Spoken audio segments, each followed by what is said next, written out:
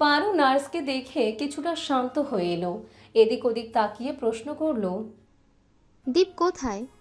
ও, ওর তো গুলি লেগেছিল। আমি দীপের কাছে যাব, আমাকে নিয়ে চলুন। নার্সটি পারুর দিকে তাকিয়ে ভ্রু গুটিয়ে নিল। এই মেয়েটাকে গতকাল বিহান মির্জা এবং মেধা মির্জা ভর্তি করিয়েছেন।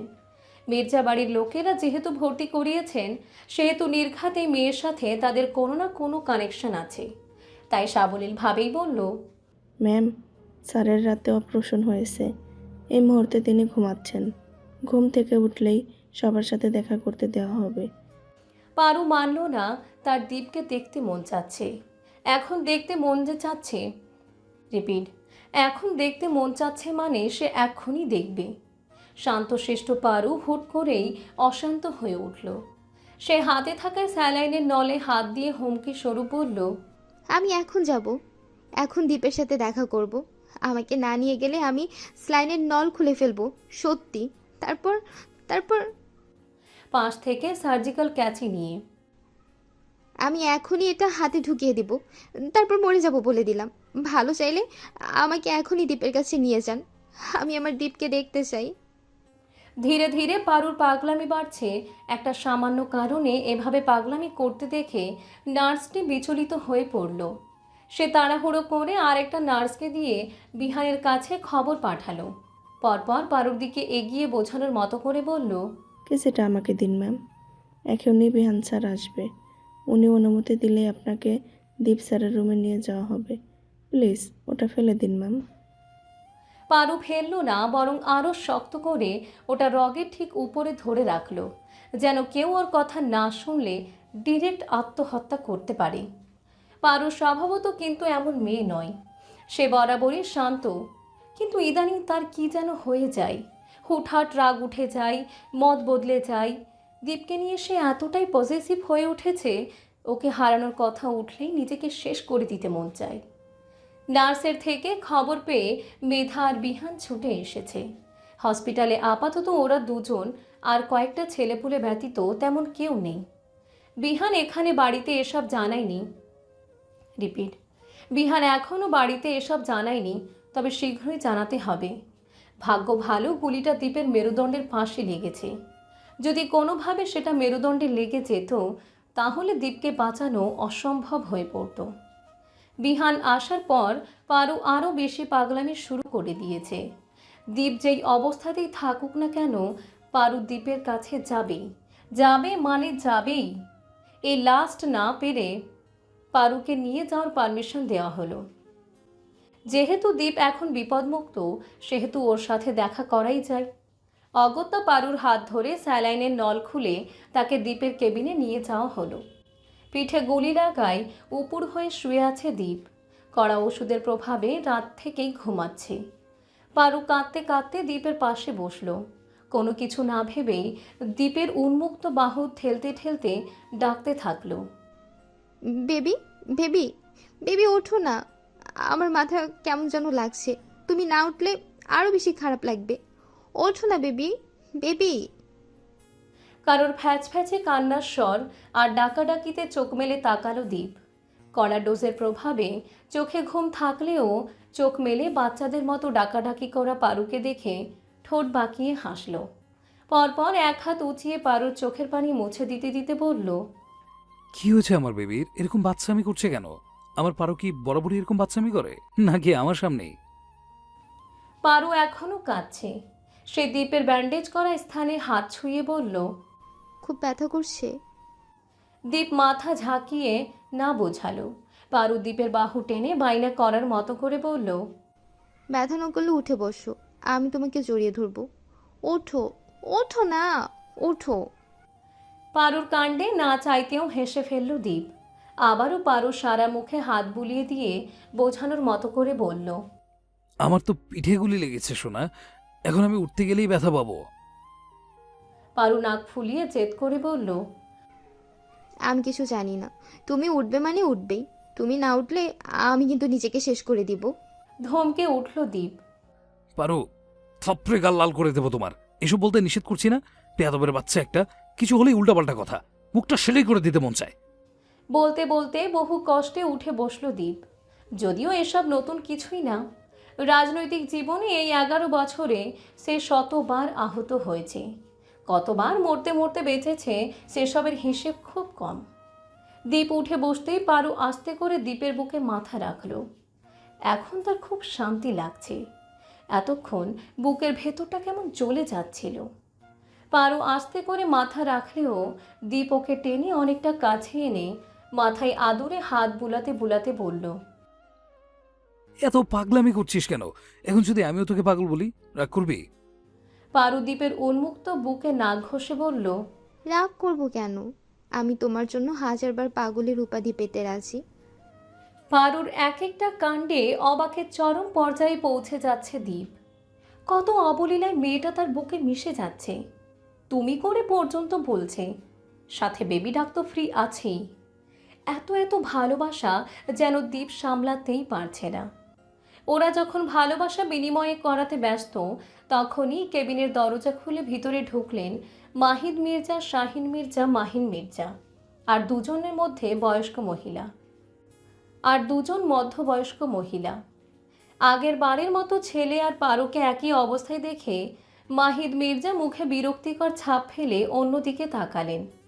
ছেলেটার কি কোনো কাণ্ডজ্ঞান নেই? এই অবস্থায়ও কী সব করে যাচ্ছে। এদিকে শাহিন মির্জা আর মাহিন মির্জার বুক গর্বে ফুলে উঠেছে। আহা, 1 মাস আগেও ভাতিজা এই মেয়েকে জোর করে নিজের কাছে আটকে রেখেছিল, আর এখন মেয়েটা কিনা নিজ থেকে দ্বীপের বুকে। সাব্বাস ভাতিজা, তুই বরাবরই আমাদের মান রেখেছিস। এরকম হাজারটা সাবাসী ভরা বাক্য মনে মনে ছুড়ে দিচ্ছেন দুভাই। দীপ এতক্ষণ চোখ বন্ধ করে পারুর ভালোবাসায় ডুবেছিল। কেবিনে অন্য কারো প্রবেশ বুঝতে পেরেই চোখ মেলে তাকালো। বাবা, চাচা আর আম্মুদের দেখে পারুর কানের কাছে মুখ নিয়ে ফিসফিস করে বলল, আপনার শ্বশুর শাশুড়ি এসেছে ম্যাডাম, পেছনে তাকান। দীপের কথা কর্ণগোচর হতেই সন্তর্পণে দূরে সরে গেল পারু। পিছন ফিরে দীপের বাবা, চাচা আর দুজন মহিলাকে দেখে লজ্জায় লাল হয়ে গেল মেয়েটা। কি থেকে কি হয়েছে, সে কি পাগলামি করেছে, সবটা মনে আসতেই আরও লজ্জায় কুঁকড়ে গেল। দীপ পারুর হাত ধরে সবার দিকে ইশারা করে বলল, আব্বু আর বড় চাচুকে তো চেনই, আর ওটা আমার ছোট চাচু, পাশেরটা আমার আম্মু, তার পাশেরটা ছোট আম্মু। সবাইকে সালাম দেবো। পারু সবাইকে চোখ উঁচিয়ে দেখল। শ্বশুর নামক লোকটা বাদে সবাই ওর দিকে হাসি হাসি মুখ করে তাকিয়ে আছে। পারু এবার নিজ উদ্যমেই সহবতের সহিত সবাইকে সালাম দিল। সবাই খুশি খুশি সালামের উত্তর নিল। সব ঠিকঠাক থাকলেও মাহিদ মির্জার মুখে অন্ধকার। বাবাকে এমন মুখ করে দাঁড়িয়ে থাকতে দেখে দীপ কিছুটা দুষ্টুমি ভরা কণ্ঠেই বলল, আপনি মুখ ফুলিয়ে রেখেছেন কেন আব্বু? এতদিন তো বোমা বোমা করে মাথা খেয়ে নিচ্ছিলেন, এখন বোমার সালাম গ্রহণ করছেন না কেন? মাহিদ মির্জা অগ্নি দৃষ্টিতে তাকিয়ে বললেন। পারু লজ্জায় মাথা নিচু করে রাখল। দীপের পরিবারের লোকজনটা কত ভালো। পারুর পরিবার পরিজন অবস্থান ক্লাস নামে পেয়ে এক লহমায় তাকে কেমন আপন করে নিচ্ছে। পারু কোনো দিন ভাবতে পারেনি তার জীবনে এত ভালো ভালো মানুষের আগমন ঘটবে। পারুকে মাথা নত করে রাখতে দেখে দীপ বাবার উদ্দেশ্যে বলল, আপনি কি কোনোভাবে আমার বিয়ে ভাঙার পায়তারা করছেন আব্বু? তাহলে বলবো, এসব করেও লাভ নেই। আমার বউ আমাকে পাগলের মতো ভালোবাসে। বউ, ওদের বলে দাও তুমি আমাকে ঠিক কতখানি ভালোবাসো। পারু লজ্জায় আরও সিটিয়ে গেল। ওখানে থাকা প্রত্যেককে পারুর মনের অবস্থাটা বুঝতে পারল। তাই মাহিদ মির্জা ছেলের দিকে তাকিয়ে রাগী কণ্ঠে বললেন। সাথে সাথে এগিয়ে এলো দুজন। দীপের আম্মু এসে দীপের মাথায় হাত বুলিয়ে কপালে চুমু এঁকে দিলেন। দীপ সন্তর্পণে মায়ের বুকে মাথা রাখতেই ঝরঝর করে কেঁদে দিলেন রোমানা বেগম। তিনি এই ছেলের আপন মা না হলেও ছোট থেকে বিহানের থেকে একজন পরিমাণও আলাদা নজরে দেখেনি। বড় ভাবি যেদিন মারা গেলেন, সেদিনের পর থেকে তো উনি মনে মনে দীপকে নিজের ছেলেই মেনেছেন। আর দীপ তাকে আপন মায়ের মতো জায়গা দিয়েছে। ভালোবেসে সর্বদা বিহানের মতো আম্মু বলে ডেকেছে। সেই ছেলের এমন অবস্থা দেখে নিজেকে সামলাতে পারলেন না তিনি। ছেলেকে বুকে নিয়ে কত শত অভিযোগ করলেন, তার ইয়ত্তা নেই। পারু দু চোখ ভরে দেখল মা ছেলের কাণ্ড। পারু এখনো জানে না এই মহিলা যে দীপের নিজের মা নয়। দীপ বহু কষ্টে মায়ের কান্নাকাটি মিটিয়ে পারুকে মায়ের সাথে যাওয়ার আদেশ দিতেই পারুও বাধ্য মেয়ের মতো মাথা নত করে রুমানা বেগম আর সাথী বেগমের সাথে চলে গেল। ওরা যেতেই দীপ বাবা চাচার দিকে তাকিয়ে রাগী কণ্ঠে বলল, বউকে বুকে নেব বলে এত কষ্ট করে উঠে বসলাম, আর আপনারা এসে সেই কষ্টে জল ঢেলে দিলেন। আমি যদি আপনাদের বাপ হতাম না, তাহলে সব কটাকে বিয়ে ছাড়া ব্যাচেলার বানিয়ে রেখে দিতাম। তখন বুঝতেন বউ ছাড়া থাকা কতটা কষ্টের। মাহিদ মির্জা ছেলের দিকে এগিয়ে গিয়ে পাশে বসে বুকের কাছের ব্যান্ডেজ ঠিক করে দিতে দিতে বললেন। মাহিদ মির্জার কথায় মুখ থুবড়ে পড়ল দুই ভাই। ভাইজান এভাবে বলতে পারলেন? যতই হোক তারা একজন সম্মানীয় লোক। তাদের মতো এমপি মন্ত্রীদের যদি বড় ভাই স্যান্ডেল দিয়ে পিটায়, তাহলে জনগণের কাছে তাদের মুখ থাকবে না? একদমই থাকবে না। সব দিক ভেবে মাহিন মির্জা মুখে ইনোসেন্ট ভাব এনে বললেন, ভাইজান, মারতে হলে চটি দিয়ে মারবেন, ওইসব কম দামি স্যান্ডেল দিয়ে মারলে আমার সম্মানে লাগবে। শাহিন মির্জা মাথা ঝাঁকিয়ে ছোট ভাইয়ের সাথে সহমত পোষণ করে বললেন, হে ভাইজান, আপনি চাইলে গুচ্ছি কিংবা জিমিচু ব্র্যান্ডের জুতো ইউজ করতে পারেন, ওইগুলো খুব সুন্দর এবং ভালো মানের। বিহান ক্যাবিনের দরজা খুলে ভিতরে ঢুকতে ঢুকতে বলল, এগুলো অনেক দামি হয়ে যায় না? আর একটু সস্তা থেকে নাম বলেন, এত দামি জুতো আপনাদের সাথে যায় না। সবার কনভারজেশনে হলওয়াত দেখে মেজাজ খারাপ হলো মাহিদ মির্জার। কত বড় সাহস এক একটার! ওনার সাথে কিনা মজা নেই। মাহিদ মির্জা সব কয়টাকে একবার দেখে দাঁতে দাঁত চেপে বললেন। এটুকু পড়ে শব্দ করে হেসে দিল অর্পণা। আল্লাহ, এত সুন্দর পরিবার বাস্তবে হয় নাকি? তার তো জানা ছিল না। জানবে কি করে? অর্পণার তো পাপা ছাড়া কেউ নেই। 23/4/2019 মাঝে কেটেছে একটা মাস। দীপ আর পারুর সম্পর্কে এখন বরাবরন্ত রিপিট দীপ আর পারুর সম্পর্কে এখন বাড়ন্ত ভালোবাসা। দুজনের ভালোবাসার বিশেষত হচ্ছে তারা দুজনেই পাগল। এই এক মাসে এদের একজনের প্রতি আরেকজনের পাগলামি দেখে বিহানার মেধা হাঁপিয়ে উঠেছে। সাথে মনে মনে দোয়া করেছে আল্লাহ যেন সারা জীবন তাদের এই ভালোবাসাকে বাঁচিয়ে রাখে। আগে দীপ সারাদিন ছেলেপুলের সিগারেট নিয়ে মেতে থাকলেও এই এক মাস ধরে সে বেশিরভাগ সময় পারুর সাথে কাটিয়েছে। দীপ আর পারুর সবচেয়ে গুরুত্বপূর্ণ মোমেন্টগুলো লাইব্রেরিতে বন্দি। একসাথে বই পড়া থেকে শুরু করে অ্যাসাইনমেন্ট তৈরি, পারুর পড়ালেখায় সাহায্য করা, মেধার বিহানকে নিয়ে আড্ডা দেওয়া আর সব কিছুর ফাঁকে দুষ্টু মিষ্টি প্রেম আলাপ করা, এভাবেই কেটে গিয়েছে একটা মাস। আজকেও লাইব্রেরিতে বসে আছে পারু, তার দৃষ্টি রাগান্বিত চেহারায় তাকিয়ে থাকা দীপের দিকে স্থির। দীপকে রাগে ফোঁস করতে দেখে পারু ভ্রু কুঁচকে বলল, কি হয়েছে বেবি? এরকম ক্ষেপে আছো কেন? কিছু হয়েছে? দীপ চোখ গরম করে পারুর দিকে তাকালো, পরপর দাঁতে দাঁত চেপে বলল। কাল রাতে ওসব কি বলেছিস? পারু অবাক হয়ে প্রশ্ন করল। কি বললাম আবার? দীপ রাগে কটমট করে পারুর হাত ধরে টেনে বুক সেলফের পিছনে নিয়ে এলো। এদিকটাই আপাতত কেউ নেই, সে নিজের মন মতো রাগ দেখাতে পারবে। বুক সেলফের পিছনে গিয়ে পারুকে টেনে নিজের সাথে মিশিয়ে নিয়ে বলল, কই যাবি তুই? দীপের কাণ্ডে একটুও ভড়কায়নি পারু। এ লোকের কাজই এসব, কিছু হলেই খালি কাছে টেনে রাগ দেখাবে। তাই স্বাভাবিক স্বরে বলল, ও ওটা? বাড়ি যাওয়ার কথা বলছি। 2 মাস হয়ে গেল বাড়ি যাই না। আম্মু আব্বু বারবার কল দিচ্ছে বাড়ি যাওয়ার জন্য। দীপ জেদি কণ্ঠে বলল। যেতে হবে না, না করে দে। পারু মাথা নত করে বলল, আমারও আব্বু আম্মুর কথা খুব মনে পড়ছে। কতদিন হয়ে গেল ওদের দেখি না। দীপ বিরক্তিতে কপাল কুঁচকালো। কি জ্বালা! পারু চলে গেলে সে থাকবে কি করে? তার তো পারুকে ছাড়া দম বন্ধ বন্ধ লাগে। দীপ পারুর গালে হাত রেখে কপালে কপাল ঠেকিয়ে বলল, বাড়িতে যাবি যা, এরপর আমি কিভাবে থাকবো সেটাও বলে যা। তোকে ছাড়া আমার দম বন্ধ হয়ে আসে পারো, পাগল পাগল লাগে। দীপের সরল স্বীকারোক্তিতে প্রসন্ন হাসল পারু। সে পা উঁচিয়ে দীপের গলা জড়িয়ে বলল, দুটো দিন থেকেই চলে আসবো বেবি, একটু ম্যানেজ করে নাও। এই দুটো দিন কিভাবে থাকবো সেটা বলে যা। দীপের মুখে বারবার তুই তুকারি শুনে পারু কিছুটা রাগী কণ্ঠে বলল, তুই তোকারি করছো কেন? তুমি এভাবে তুই তোকারি করলে আমিও তোমাকে আপনি আপনি করে বলবো। বলবো? বলো, বলবো। দীপ পারু চুলের বেনি হাতে পেঁচিয়ে শক্ত করে ধরে মুখটা একদম নিজের মুখের সামনে এনে বলল, বলে দেখ, মেরে ফেলবো একদম। তুমি বলতে পারলে আমিও পারবো। দীপ অসহায় কণ্ঠে বলল, যাস না বেবি, আমি থাকতে পারবো না। পারু হাত উঁচিয়ে দীপের গালে আদুরে হাত বুলিয়ে বলল, প্লিজ বেবি, আমি তোমাকে প্রতিদিন কল করব। প্লিজ এমন করো না, যেতে দাও। যেতে দিলে আমাকে কি দিবি? কি পাবো আমি? কি চাই তোমার? দীপ পারুর নাকে নাক ঘষে মাদকীয় কণ্ঠে বলল, কাছে যাই, খুব কাছে।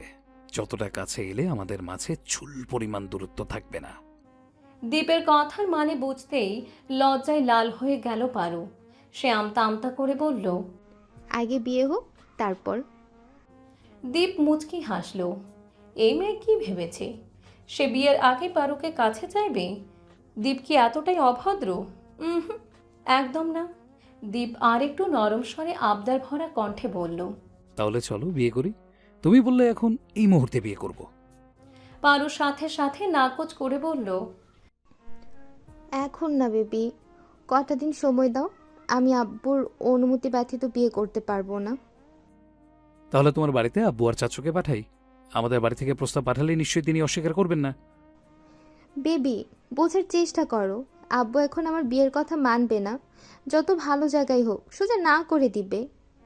পারুর নাকচে অশান্ত হলো দীপ। সে অত্যন্ত আবেগী কণ্ঠে বলল, আমাদের ভালোবাসার কথা বললেও বুঝবে না। চলো না বেবি, বিয়ে করে নেই। আমার তোমাকে ছাড়া ভালো লাগে না।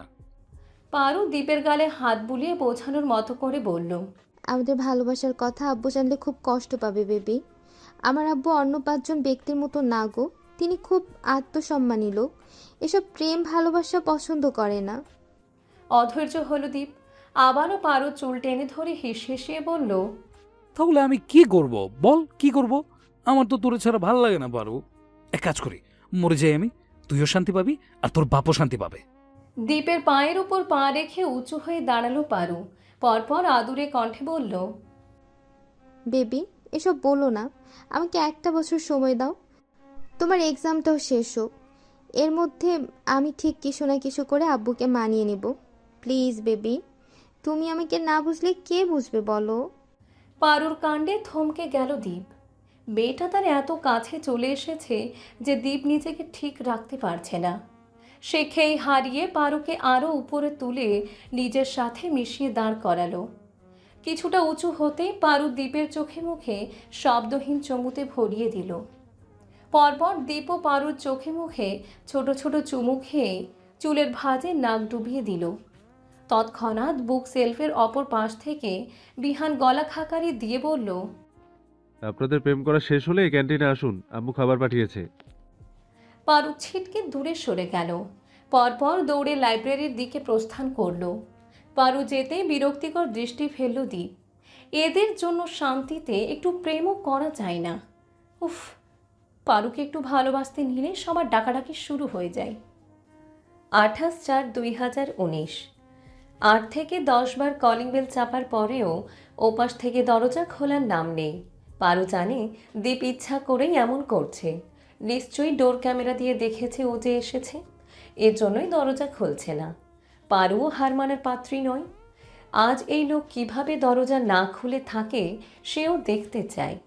অগত্যা এক সমানে যত ইচ্ছা সুইচ টিপতে লাগলো। পারুর কাণ্ডে এবার বোধ হয় ওপাশের মানুষটা বিরক্ত হলো আর ধাম করে দরজা খুলে দিল। দরজার ওপাশে মেধাকে দেখে ভ্রু কুঁচকে নিল পারু। সে এতক্ষণ ধরে কলিং বেল বাজাচ্ছে আর মেধা ভিতরে থেকেও খুলল না কেন? এরকম করার মেয়ে তো মেধা নয়। পরক্ষণেই ভাবল মেধা বোধহয় কোনো কাজে বেঁচে ছিল, তাই দরজা খুলতে দেরি করেছে। অগত্যা কোনো ভনিতা ছাড়াই মেধার দিকে তাকিয়ে সহাস্যে প্রশ্ন করল, কি হয়েছে মেধা? দরজা খুলছিলে না কেন? কখন থেকে কলিং বেল বাজাচ্ছি? মেধা পারুর দিকে রাগী দৃষ্টিতে তাকিয়ে বলল, কেন খুলবো দরজা? তোমার এখানে কি কাজ? যাও, চলে যাও। আপাতত তোমার মুখ দেখারও ইচ্ছা নেই আমার। এই প্রথম মেধাকে এতটা রেগে যেতে দেখে পারু অবাক চোখে তাকিয়ে রইল। মেধা তাকে রাগ দেখাচ্ছে? মেধাও কি তবে পারুকে ভুল বুঝল? কিন্তু পারু তো নিরুপাময় ছিল। পারু অসহায় কণ্ঠে বলল, তুমি আমায় বুঝবে না মেধা। তুমি না বুঝলে তোমার ভাইকে কিভাবে বুঝাবো বলো? পারুর কথায় তেতে উঠল মেধা। সহসা পারুর হাত ধরে টানতে টানতে দীপের রুমের দিকে নিয়ে যেতে যেতে বলল, কি বুঝবো তোমাকে? বলো কি বুঝবো? তোমার জন্য আমার ভাই মরতে বসেছে। আজ 5টা দিন বেরোলো, তোমার একটা কল দেওয়ার নাম নেই। কি বলে বাড়ি গিয়েছিলে বলো?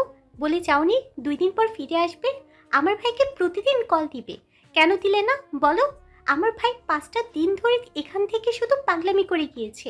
বারবার তোমার কাছে যেতে চেয়েছে, কিন্তু পারিনি। তুমি নাকি যাওয়ার সময় আমার ভাইকে কসম দিয়ে গিয়েছো যেন আমার ভাই তোমার বাড়ি না যায়। কেন পারু? কি পেয়েছো আমার ভাইকে? যা খুশি করে নেবে, যেভাবে খুশি কষ্ট দেবে। তুমি জানো আমার ভাইয়া বড় আব্বুর কতটা আদরের? ভাইয়া কষ্ট পাবে বলে দ্বিতীয়বার বিয়ে পর্যন্ত করেনি। যুবক বয়সে বউ হারানোর পর কোনো লোক এমন করতে পারে বলো? আর সেই আদরের ছেলেকে তুমি এভাবে কষ্ট দিচ্ছ। এসব যদি মেঝো আম্মু আর বড় আব্বু জানতে পারে তখন তোমার কি অবস্থা হবে ভাবতে পারছো? ভাইয়ার খুশির জন্য বড় আব্বু সব করতে পারে, আর তুমি কিনা আমার ভাইকে পাগল বানানোর প্ল্যান করছো। যদি আমার ভাইয়ের কিছু হয়ে যায় পারু, বুঝবে আমি নিজ হাতে তোমাকে কবর দিব, বলে রাখলাম। বলতে বলতে দীপের দরজার সামনে দাঁড় করিয়ে দিল পারুকে। পারুর চোখে উপচে পড়া পানি। সে কান্না দমাতে না পেরে ফোপাতে ফোপাতে বলল, কি হয়েছে দীপের? ও কি আবারও নেশায় ডুবেছিল? বিশ্বাস করো মেধা, আমি নিরুপায় ছিলাম। আমার কাছে তো বাটন ফোন নেই, স্মার্টফোনও এখানে রেখে গিয়েছিলাম। আব্বুর ফোনটা কিছুতেই কালেক্ট করতে পারিনি, আর আব্বু আসতেও দিচ্ছিল না। আমি কি করতাম বলো? মেধা ক্রোধিত নয়নে পারুর দিকে তাকিয়ে বলল, কিছু করতে হবে না, যা করে ফেলেছো তাতেই আমার ভাইয়ের যাতা অবস্থা। 5টা দিন ধরে কিসব খেয়ে যাচ্ছে, ভালো খাবার তো মুখেই তুলে না। 2-3টে ঘুমের ওষুধ তার রেগুলার রুটিন হয়ে উঠেছে। আজ আসতে গেলে কেন? আরো 2 দিন পরে আসতে। আমার ভাইটা মরলে একেবারে দাফন কাফনের ব্যবস্থা করে দিতে। মেধার কথায় আঁতকে উঠল পারু। শব্দ তুলে কেঁদে দিল। সে জানতো না দীপের এরকম অবস্থা হবে। জানলে যে করেই হোক কারোর না কারোর ফোন থেকে একটা কল দিতই দিত। পারু এক প্রকার হামলে পড়ল দরজার উপর। ধাক্কাতে ধাক্কাতে উন্মাদের মতো দীপকে ডাকতে লাগলো। পারুর মাথা ব্যথা করছে। এই মুহূর্তে দীপ দরজা না খুললে পারুর মনে হচ্ছে মাথা ব্যথা আরও বাড়বে।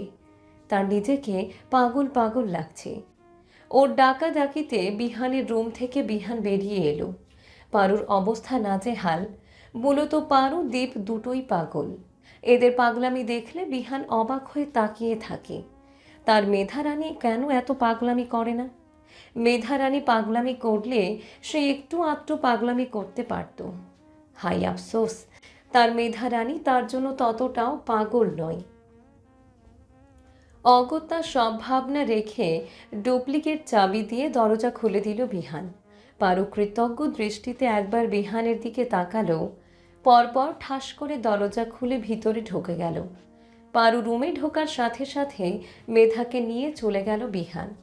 এই মেয়ে আজ খেপেছে, এটাকে ভালোবাসা নামক শরবত না খাওয়ালে ঠিক হবে না। দীপ মেঝেতে বসে খাটের এক কোণায় মাথা হেলিয়ে ঘুমাচ্ছে। রুম জুড়ে বিদঘুটে মদ সিগারেটের ঘ্রাণ। পারুর কেমন বমি বমি পাচ্ছে। তবুও বহু কষ্টে মুখে ওড়না চেপে দীপের দিকে এগিয়ে গেল। দীপের বিধ্বস্ত রূপ দেখে পারুর বুকটা মোচড় দিয়ে উঠল। ইস, কি হাল হয়েছে লোকটার। পারু সন্তর্পণে এগিয়ে গিয়ে দীপের পাশে গিয়ে বসল। সেও বিছানায় মাথা হেলিয়ে ঘুমন্ত দীপের মুখটা অবলোকন করল।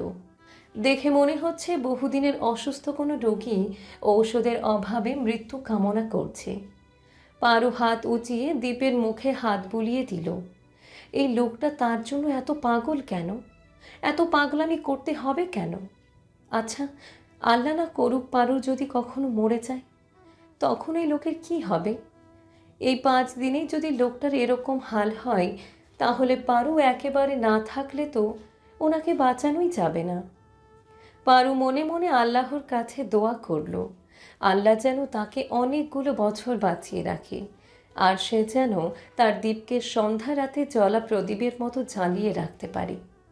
দ্বীপের মুখে হাত বুলিয়ে ওর বুকে মাথা রাখল। পারু ঘুমন্ত দ্বীপের নাসারন্ধ্রে পারুর ঘ্রাণ পৌঁছাতেই চোখ মেলে তাকালো। বুকের উপর পারুকে দেখে আশ্চর্য হয়ে তাকিয়ে রইল। তার মনে হচ্ছে সে ভ্রম দেখছে, তাই আলতো করে পারুর শরীরটা ছুঁয়ে দিল। না, প্রতিবারের মতো এবার মিলিয়ে যায়নি পারু। তার মানে পারু এসেছে, সত্যি এসেছে। মনে মনে কথাটাকে বিশ্বাস করানোর জন্য পারুকে শক্ত করে জড়িয়ে ধরল।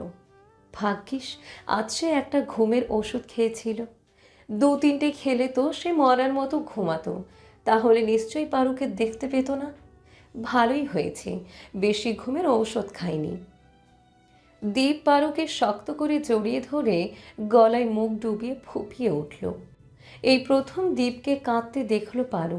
এমন শক্তপোক্ত একটা লোক এতটা অসহায়ভাবে কাঁদছে। কতটা ভালোবাসলে মানুষ এরকম করে কাঁদতে পারে জানা নেই পারুর। সে হাত উঁচিয়ে দীপের পিঠে হাত বুলিয়ে বলল, বেবি, বেবি শান্ত হও, আমি চলে এসেছি, তোমাকে রেখে আর কোথাও যাব না। প্লিজ বেবি, এরকম করো না, আমার কষ্ট হচ্ছে। পারুর কথা শুনল না দীপ। আরও শক্ত করে জড়িয়ে আঁকড়ে ধরল মেয়েটাকে। দীপের কলিজাটা পুড়ে যাচ্ছে। এই মেয়েটাকে ছাড়া তার দম আটকে আসে। এই 5 দিনে সে খুব ভালো করে বুঝে গিয়েছে এই মেয়েকে ছাড়া দীপের পক্ষে বাঁচা ইম্পসিবল, একেবারে ইম্পসিবল। দীপকে বাচ্চাদের মতো কাঁদতে দেখে পারু কেঁদে দিল। দীর্ঘ আধ ঘন্টা কান্নাকাটির পর থেমে গেল দীপ। সাথে সাথে ফিরে এলো নিজের চিরাচরিত কঠিন রূপে। পারুকে এতটা কাছে দেখে সহসা নিজের থেকে সরিয়ে বাহু চেপে ধরে পড়ল। এখানে কেন এসেছিস? দয়া দেখাতে? তোর দয়া আমার চাই না। যা যা, তুই এবারে চলে যা। দীপ মির্জা একাই বাঁচতে পারে। বাঁচার জন্য তোর মতো সস্তা চিপ মেয়েকে দীপ মির্জার প্রয়োজন নেই। সর যা এখান থেকে, যা। এই মুহূর্তে আমার রুম থেকে বের হ তুই। কথাটা বলেই ধাক্কা দিয়ে নিজের থেকে সরিয়ে দিল। পারুর হয়েছে মহাজ্বালা। এমন একটা লোককে সে ভালোবাসলো যে কিনা রাগ হলেই তাকে ধমকে দূরে সরিয়ে দেবে। আবার সেই ধমক শুনে পারু যদি চলে যাওয়ার জন্য 1 পা বাড়ায়, তাহলে তেড়ে এসে 2-4টে চড় থাপ্পড় দিয়ে আবার কাছে টেনে নিবে। এটাই দীপ, ভিপি দীপ জোহান মির্জা। এই লোককে সামলানোর মতো কঠিন কাজ এই পৃথিবীতে দ্বিতীয়টি হয় না। পারু নিজেকে ধাতস্থ করে দীপের দিকে এগিয়ে গেল।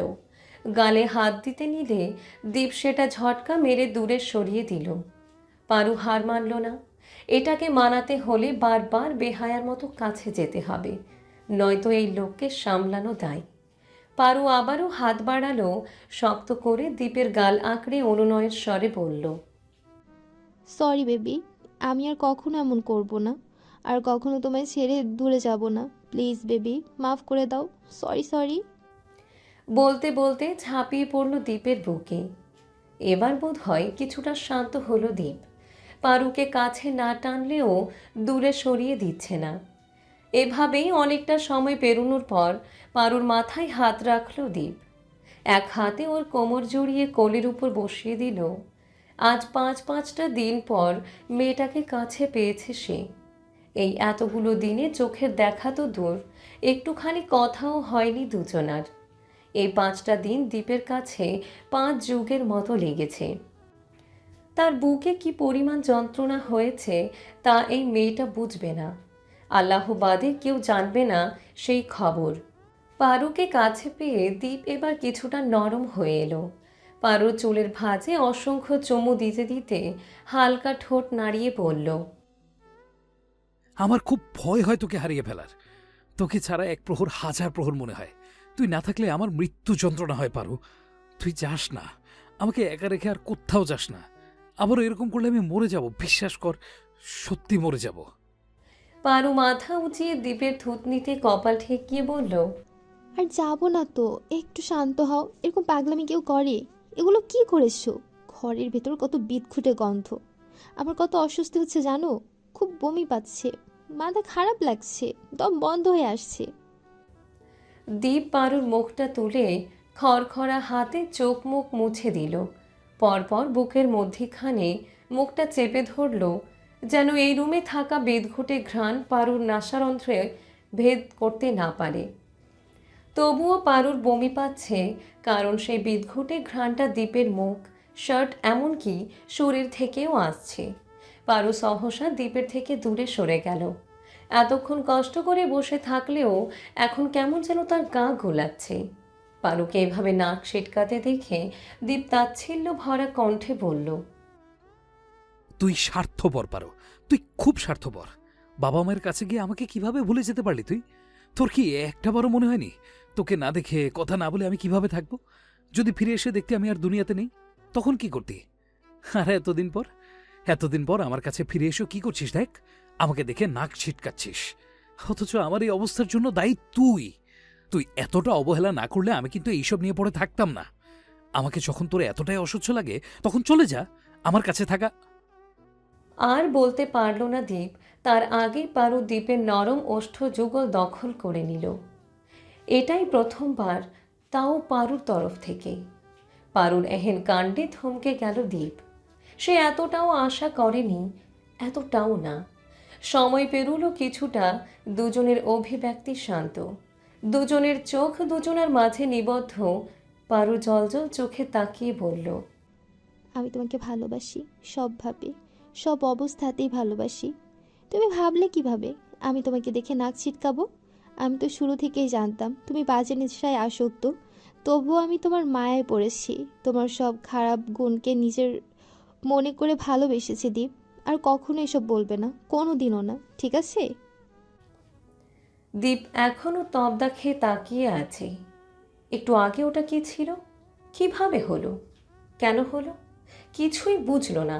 এবার সে একটু বুঝতে চাইল, আর বুঝার জন্য দ্বিতীয়বারের মতো নিজ উদ্যমে পারুর ওষ্ঠযুগল দখল করে নিল। মনের নিগুড় চাহনা, সকল রাগ অভিযোগ পেরিয়ে মন মস্তিষ্ক শান্তি নিহিত হওয়ার পর আলাদা হলো দুজন। দীপের কাণ্ডে লজ্জায় লাল হয়ে মাথা নিচু করে রাখা পারুর গাল আঁকড়ে ধরল দীপ।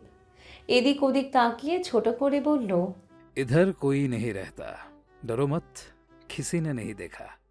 পারু চোখ তুলে মিহি কণ্ঠে বলল, कोई देखे या ना देखे कोई फर्क नहीं पड़ता है। मैं तुम्हारा हूँ, तुम मेरा हो। কেউ দেখুক বা না দেখুক কিছু এসে যায় না। আমি তোমার, তুমি আমার। পুরো পৃথিবী জানুক, সবাই দেখুক, আমি পরোয়া করি না। এইটুকু পরে অর্পণার চোখ বুঝে নিল। কেউ কাউকে এতটা ভালোবাসতে পারে জানা ছিল না তার। অর্পণা বিড়বিড় করে বলল, आपका प्यार अमर रहे, आपका आम बेहद खूबसूरत हो। आमीन, आमीन, सुम्मा आमीन। 5 দিনের হাহাকারে বিহানেরও তেমন খাওয়া দাওয়া নেই। দীপ বা বিহান যখন আহত হয় কিংবা বিধ্বস্ত হয় তখন তারা এই ফ্ল্যাটে থাকে। এই বিষয়টা পরিবারের কেউ জানে না। জানলে মাহিদ মির্জা এতক্ষণে দুজনের অবস্থা খারাপ করে দিত। বিহান কয়েক পা এগিয়ে দীপের রুমের দিকে উকি দিতে নিতেই মেধা হাত টেনে ধরে কিছুটা ধমকের স্বরে বলল, ওইদিকে কই যাও? অন্যের পার্সোনাল মোমেন্টে লাল বাতি না জ্বালালে ভাল লাগে না। বিহান পেটে হাত দিয়ে বেহায়ার মতো করে বলল, পারু তো চলে এসেছে, এবার তার ভাইয়াকে বল বেরিয়ে আসতে। ওর জন্য আমার নাওয়া খাওয়া বন্ধ। ছ্যাঁকা খাবে তোর ভাই, আর বেকা হয়ে পড়ে থাকবো আমি। মেধা ফুঁসে উঠে বলল। আমার ভাই তোমার কি চাচা লাগে? বিহান মেধাকে কাছে টেনে বলল, না, ওটা আমার ভাই, আর তোমার ভাসুর লাগে। বিহানের কাণ্ডে লজ্জা পেল মেধা। বিহান সেই লজ্জারাঙা মুখটা 2 আঙুলের সাহায্যে উপরে তুলে যেই না চুমু খেতে নিবে, তখনই পারু হালকা কাশি দিয়ে সতর্ক বাণী ছুড়ে রান্নাঘরে যেতে যেতে বলল, এখানে প্রেমালাপ না করে নিজেদের ভাই ভাসুরের রুমটা গিয়ে পরিষ্কার করে ফেলুন। আমি ওসবের ঘ্রাণ নিতে পারছি না। আপনারা তো এসবে অভ্যস্ত। যান, গিয়ে ওসব বাজে জিনিসগুলো ফেলে মদের আস্তানাকে মানুষের থাকার জায়গা বানিয়ে দিন। পারুর কণ্ঠ শুনে দুজন দুদিকে সরে গেল। বিহান পারুর দিকে তাকিয়ে ভ্রু কুচকাল। এরা যে এতক্ষণ প্রেম করেছে তারা একবার বাধা দিতে গিয়েছিল? যায়নি তো। তাহলে ওরা যখন একটু প্রেম করতে নিল তখনই কেন পারুকে আসতে হলো? আপাতত সেসব বলল না, একেবারে খেতে বসে দুজনকে একসাথে পচানি খাওয়াবে। এখন আপাতত ভাইয়ের ঘরটা পরিষ্কার করা দরকার। ওখানে কাজ করতে করতে যদি কোনো ভাগ ফোকর মেলে তখন না হয় মেধারানীর সাথে একটু প্রেম করে নিবে। অগত্যা মেধার হাত ধরে দীপের রুমের দিকে পা বাড়ালো। মেধা যেতে যেতেই পারুর দিকে তাকিয়ে ছোট করে সরি জানালো। পারুও সহাস্যে সব ভুলে গেল। মেধা যাই করেছে সবটা দীপের জন্য, আর দীপ তো পারুরই। নিজের জিনিসের জন্য 10-5টা কথা শোনা সে এমন কোনো ব্যাপার না। ভাত বসিয়ে গোস্ত রান্নার প্রসেসিং চালাচ্ছে পারমিতা। এই ফ্ল্যাটে সে তাদের জন্য বহুবার রান্না করেছে। ধরতে গেলে বিয়ে ছাড়াই ছোটোখাটো সংসার সাজিয়েছে পারমিতা। তার একটা সংসারের খুব শখ। এরকম পার্ট টাইম সংসার না, একেবারে সর্বসময়ের জন্য সুন্দর একটা সংসার সাজাবে সে। তাও তার ভালোবাসার মানুষ রাগী অধৈর্য দীপ মির্জার সাথে। এই অধৈর্য বেপরোয়া একরোখা পুরুষকে সে একদিন সংসারী বানাবে, মারাত্মক আকারের সংসারী। যেদিন পারু সুন্দর একখানা শাড়ি পরবে আর সেই শাড়ির আঁচল কোমরে গুজে পুরো মির্জা বাড়ির জন্য রান্না করবে, তখন এই রাগী দীপ মির্জাকে একটা বড় বাজারের ব্যাগ আর বাজারের লিস্ট ধরিয়ে দিয়ে বলবে, এই যে খারাপ মানুষ, যাও গিয়ে বাজার করে নিয়ে আসো। আসার সময় আমার জন্য এক মুঠো চুড়ি এনো তো, এক শিশি আলতাও এনো। কোনো এক বেলায় সেসব পরে তোমায় দেখাবো, তুমি মন ভরে দেখবে আর আমাকে অনেক অনেক ভালোবাসবে। দীপ যখন বাজারে থলে হাতে ঘেমে চোপচোপা হয়ে বাড়ি ফিরবে তখন পারু বাচ্চাদেরকে সামলে দীপের হাত থেকে বাজারের থলেটা নামিয়ে রাখবে। তারপর কোমরে গুজে রাখা শাড়িটা আঁচল খুলে দীপের মুখে জমে থাকা ঘামটুকুন সন্তর্পণে মুছে দিবে। পারু যখন তার সংসার নিয়ে কল্পনায় ডুবে তখন পেছন থেকে দীপ গম্ভীর কণ্ঠে মোহনীয় স্বরে ডাকল। মাই অয়েলি লেডি।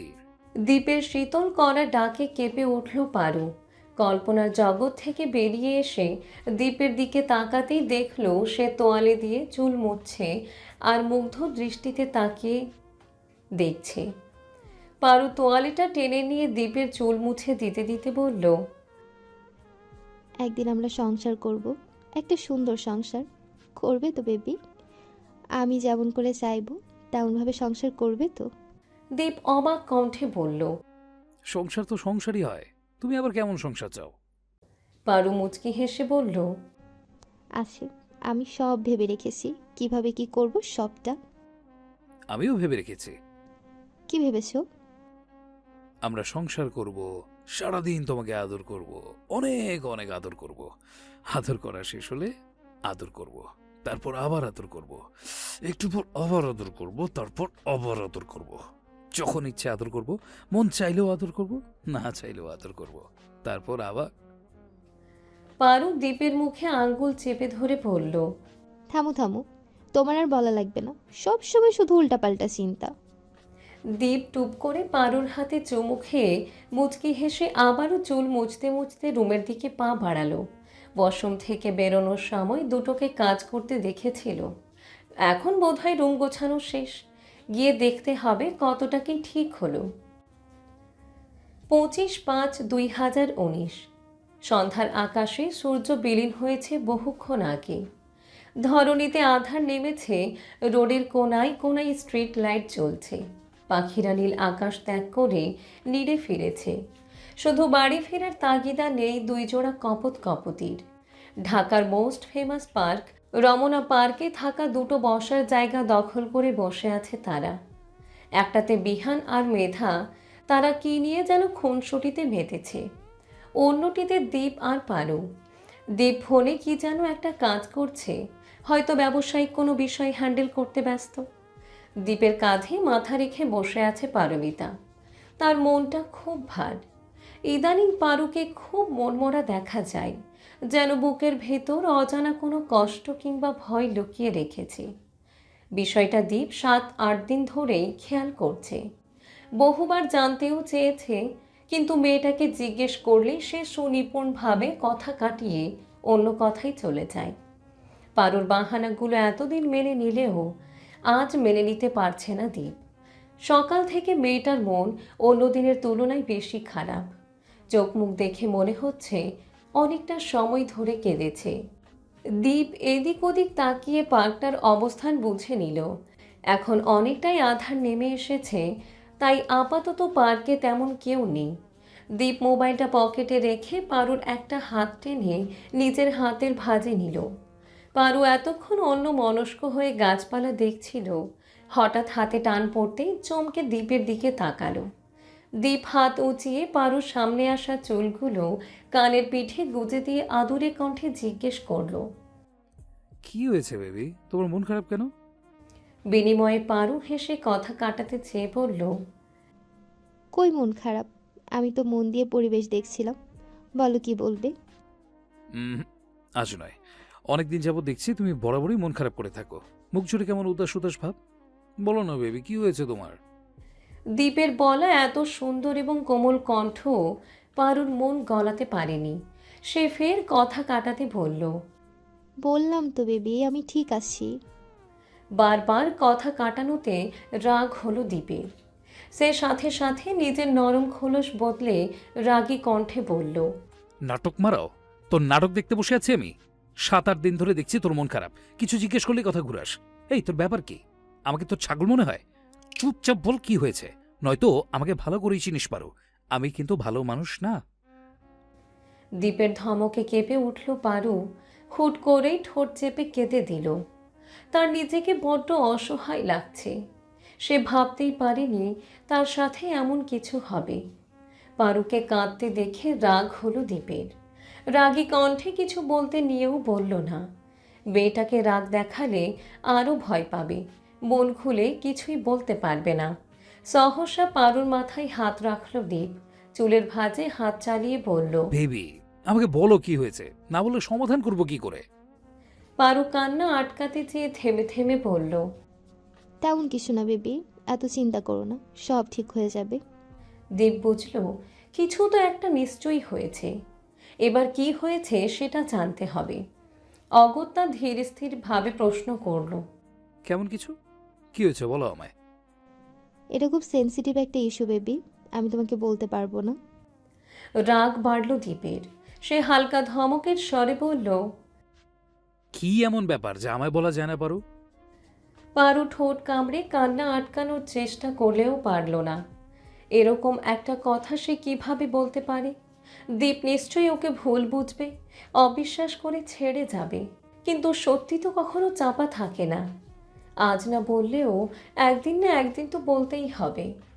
পারু দীপের হাতার কাছে শার্ট খামচে ধরে চোখ খিচে এক নিঃশ্বাসে বলল, আমার মনে হচ্ছে আমি প্রেগনেন্ট। পারুর কথাটা যেন বর্ষার আকাশে বাজ পড়ার চেয়ে তীক্ষ্ণ ছিল।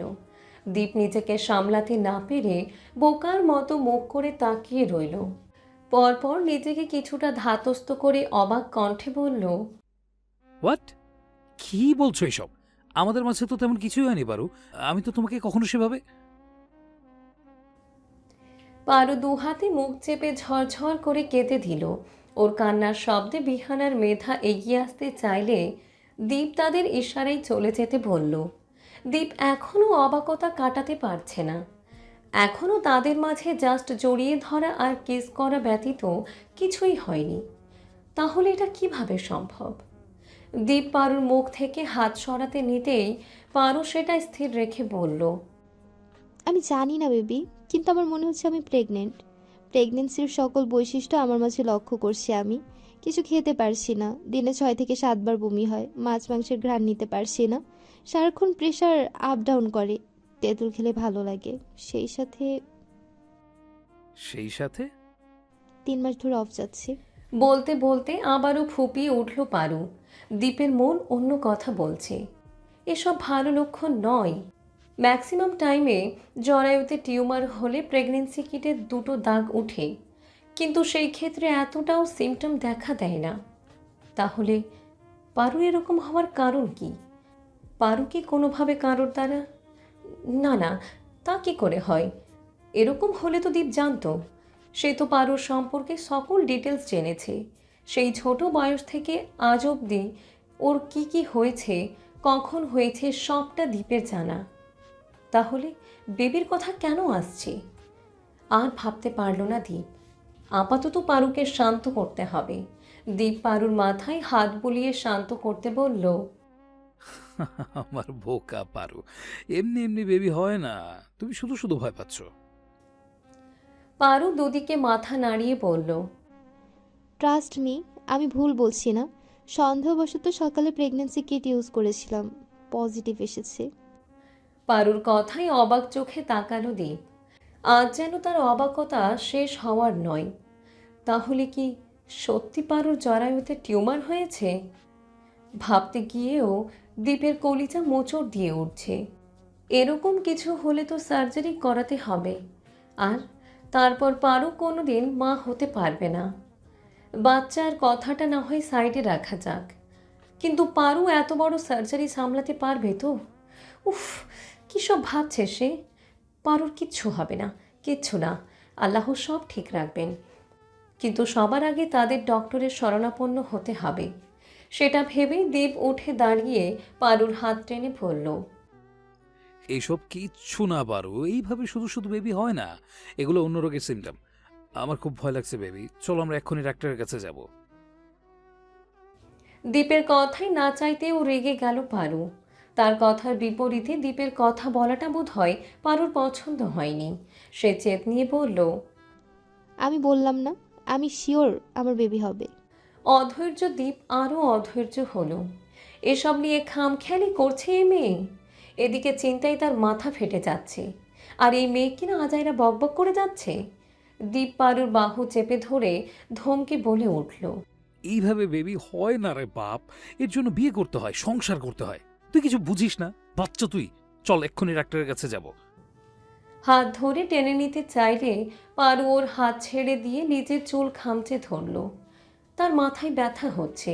সে চুল টেনে ফাঁপড়ে নেয় শ্বাস টেনে বলল, আমি বললাম না বেবি হবে। মানছেন না কেন আপনি? বললাম তো আমি মা হব, বেবি হবে আমার। পারুর অবস্থা দেখে দীপ ঠোঁট কামড়ে ভাবুক হলো। এই মুহূর্তে পারুর বিরুদ্ধে যাওয়াটা ভালো হবে না।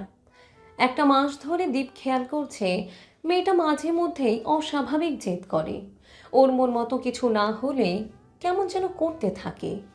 এতদিন এগুলোকে বাচ্চামি মনে হলেও এখন কেমন যেন দীপের বুক কাঁপছে। পারুর কোনো বড়সড় অসুখ হলো না তো? যদি হয় তখন তার কি হবে? সে কিভাবে বাঁচবে? না না, আল্লাহ এত বড় নিষ্ঠুর হবেন না। দীপ আপাতত পারুকে শান্ত রাখতে ওর কথায় সায় জানাতে চেয়ে ওকে কাছে টেনে নিল। চুল থেকে পারুর হাত দুটো সরিয়ে মাথায় হালকা ম্যাসাজ করে দিতে দিতে বলল, আচ্ছা ঠিক আছে, বুঝলাম তোমার বেবি হবে, আমি মানলাম সেটা। এখন বেবি হলে এত চিন্তার কি আছে? আমি আছি না, আমি সবটা সামলে নেব। পারু ভাবল দীপ বোধহয় পারুকে অ্যাবর্শন করাতে বলবে। সাথে সাথেই হাইপার হয়ে উঠল মেয়েটা। দ্বীপের থেকে কিছুটা দূরে সরে গেল, সন্তর্পণে তলপেটে হাত রেখে ঘন ঘন শ্বাস টেনে বলল, মা- মানে মানে কি করবে তুমি? দীপ হাত বাড়িয়ে পারুকে আবার আগের চেয়েও বেশি কাছে টেনে চোখের পানি মুছে দিয়ে বলল। কি করব, আবার বিয়ে করে নেব। দীপের কথায় কিছুটা শান্ত হলো পারু। অত্যন্ত অসহায় কণ্ঠে বলল, কিন্তু তোমার আমার মাঝে তো তেমন কিছুই হয়নি, এমনকি অন্য কেউ আমাকে। বলতে গিয়ে থেমে গেল পারু। দীপ আশ্বাস দিয়ে বলল, আই নো পারু, আমার পারুকে কেউ ছোঁয়নি, আমি ছাড়া কেউ ছুঁতেও পারবে না। যদি বাচ্চা আসো তাহলে সেটা আমার পারুর বাচ্চা, একান্ত পারুর। যেখানে পারু পুরোটাই আমার, সেখানে পারুর বাচ্চাটা অন্যের হতে যাবে কেন? শান্ত হও বেবি, শান্ত মাথায় আমার কথা শোনো, একদম রিল্যাক্স, কোনো টেনশন নেই। আমার চোখের দিকে তাকাও। পারু গভীর শ্বাস টেনে দীপের চোখের দিকে তাকালো। দীপ পকেট থেকে রুমাল বের করে পারুর সম্পূর্ণ মুখটা ভালোভাবে মুছে দিয়ে বলল, বাচ্চা যদি সত্যি আসে তাহলে সেটার জন্য আমাদের ডক্টর দেখানো উচিত, বেবি কেমন আছে সেটাও দেখা উচিত, সাথে তোমার হেলথ চেক করাটাও দরকার। চলো বেবি, আমরা এক্ষুনি আমাদের বাচ্চাটাকে দেখে আসি প্লিজ। পারু দ্রুত মাথা ঝাঁকিয়ে না করে বলল, না না, যাব না। ডক্টর যদি জানতে চায় আমার হাজবেন্ডকে, আমি কি করব দীপ? আমি তো অবিবাহিত, তখন আমাকে ডক্টর খারাপ ভাববে না? দীপের মেজাজ খারাপ হলো। পারুটা কি সত্যি এত অবুঝ, নাকি ওর বুঝতে প্রবলেম হচ্ছে? এভাবে বাচ্চা হয়? নিশ্চয়ই পারুর কোনো রোগ হয়েছে। দীপের নিজেকে বড্ড অসহায় লাগছে। সে ঠোঁট কামড়ে নিজের বুকের ভেতর চলা ভয়যুক্ত তাণ্ডবটুকু দমাতে চেয়ে পারুর গাল আঁকড়ে ধরে কাতর কণ্ঠে বলল, আচ্ছা চলো তাহলে এই মুহূর্তে বিয়ে করে নিই, তাহলে তোমার আর কোনো সংশয় থাকবে না। প্লিজ পারু, তোর পায়ে ধরি, বাহানা করিস না। চল আমরা হসপিটালে যাব এক্ষুনি। পারু জেদ দেখিয়ে দীপের হাতটা গাল থেকে ছাড়িয়ে দিল। তার কেন যেন দীপের কথাগুলো পছন্দ হচ্ছে না, মাথায় চাপ পড়ছে। সে দুপা পিছিয়ে ঝাঁঝালো স্বরে পড়ল, খালি বিয়ে বিয়ে করেন কেন আপনি? আমাকে ভোগ করতে মন চায়। আপনাকে ভালো ভেবেছিলাম, আর আপনি? ছি ছি, দূরে সরুন, আমার ভালো লাগছে না। পারুর ব্যবহারের আগামাথা বুঝতে পারছে না দীপ। তার মাথাও কাজ করছে না।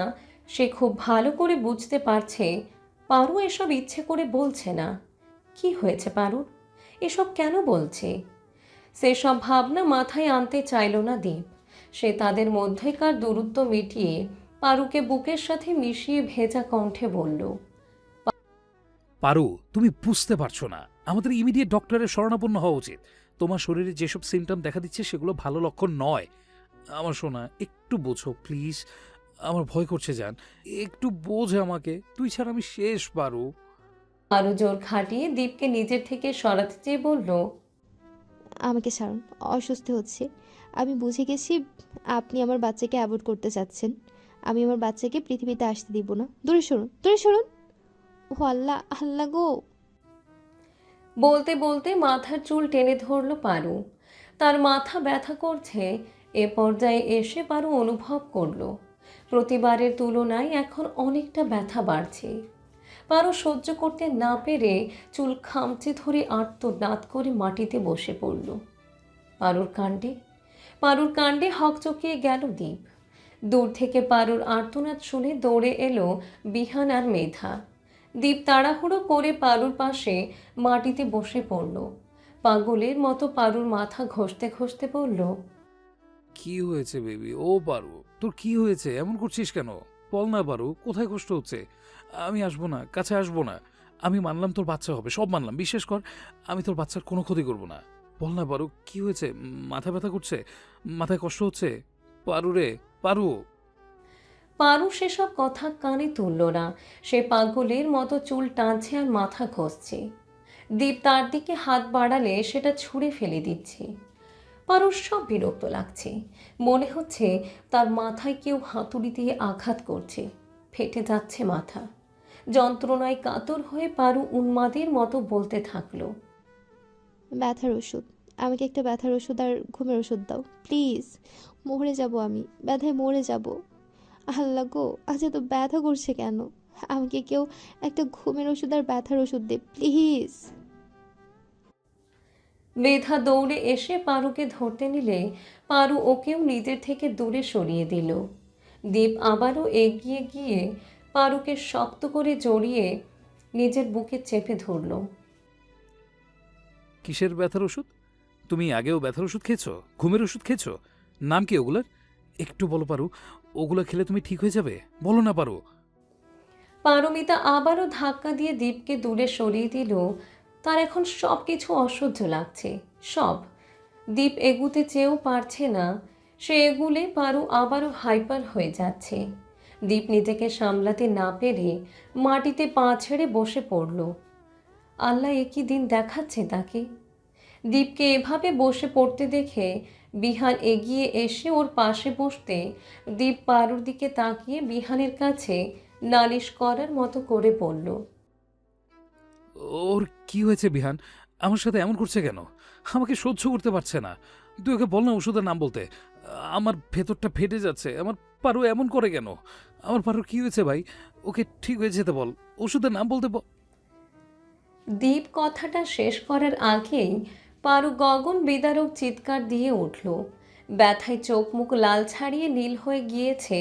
পারু পাগলের মতো মাথায় আঘাত করছে আর আল্লাহ আল্লাহ বলে চিৎকার করছে। পারুর অবস্থা দেখে দীপও শব্দ করে কেঁদে দিল। এই মেয়েটাকে ভালোবেসে তার অবস্থা পথের পাগলের চেয়েও খারাপ। একটা মাস আগেও এই মেয়ের জন্য সে মরতে বসেছিল, আর আজ আবার নতুন কাহিনী শুরু করে দিয়েছে। এবার সে মরবে, সত্যিই মরবে। আল্লাহ না নিলে নিজে নিজেই চলে যাবে। এই মেয়ের কাহিনী আর ভালো লাগছে না তার। পারুর অবস্থা দেখে মেধাও ফুপিয়ে উঠল। কি হয়েছে মেয়েটার? একটু আগেও তো সব ঠিক ছিল, এভাবে পাগলামি করছে কেন? সবার কান্নাকাটি আহাজারিতে বিহানে নিজেকে পাগল মনে হচ্ছে। একটু আগের সেই সুন্দর পরিবেশটা কোথায় হারিয়ে গেল? কতটা ভালোবাসাময় ছিল সময়টুকু।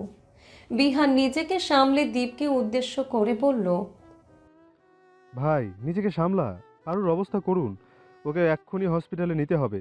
তুই ওকে নিয়ে পার্ক থেকে বের হওয়া, আমি গাড়ি স্টার্ট দিচ্ছি। বলতে বলতে দৌড়ে গেটের দিকে চলে গেল বিহান।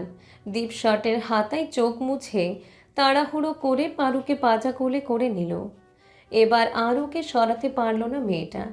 ব্যথায় চুল খামচে মাথায় আঘাত করেই কুল পাচ্ছে না। দীপকে সরাবে কোন শক্তিতে?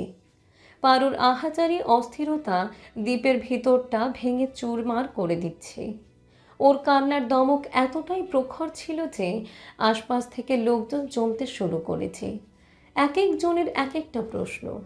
লোকেদের প্রশ্নের উত্তর দিতে দিতে মেধা হাঁপিয়ে উঠেছে। দীপ সেসব এড়িয়ে দ্রুততার সাথে পার্কের ইট দ্বারা তৈরি রাস্তা পেরোতে লাগলো।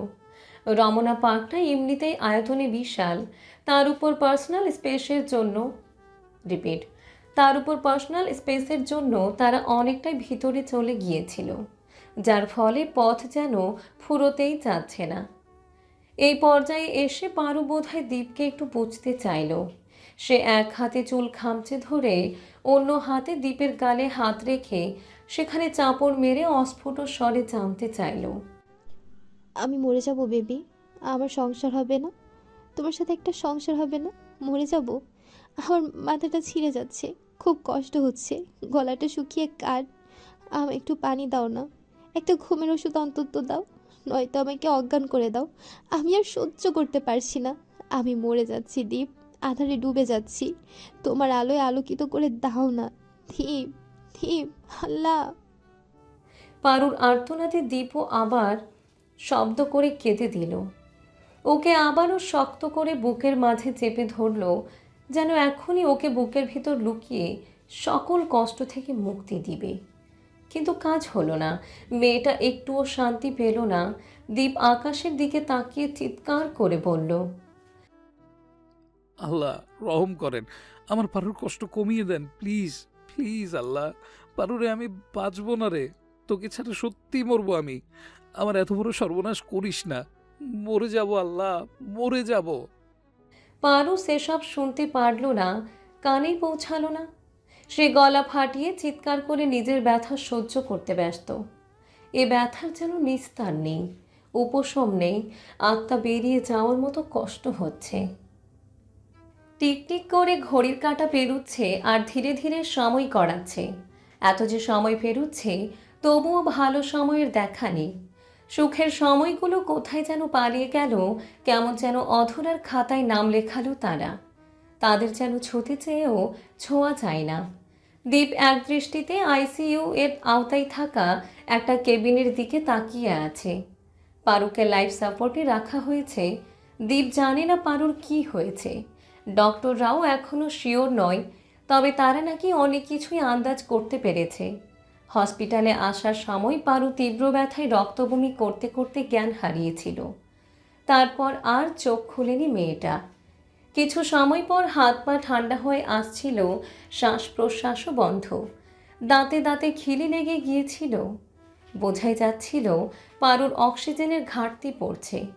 দীপ তখন কৌশলে অক্সিজেন না দিলে হয়তো ভালো মন্দ কিছু একটা হয়েই যেত। দীপের চোখ জোড়া লাল হয়ে আছে, খুব কেঁদেছে ছেলেটা। নাক মুখ টকটকে লাল রং ধারণ করেছে। কাঁদতে কাঁদতে ক্লান্ত প্রায় দীপ। থম মেরে পারুর কেবিনের সামনে দাঁড়িয়ে আছে। কিছু মাস আগেও তারা এই হসপিটালে এসেছিল, দুজনেই অসুস্থ ছিল তখন। তবে দীপ পারুর তুলনায় একটু বেশি অসুস্থ ছিল। কই, তখন তো দীপ পারুর ডাককে অগ্রাহ্য করে শুয়ে থাকেনি। পারু ডাকার সাথে সাথে সে প্রচণ্ড ব্যথাকেও দূরে সরিয়ে উঠে বসেছিল।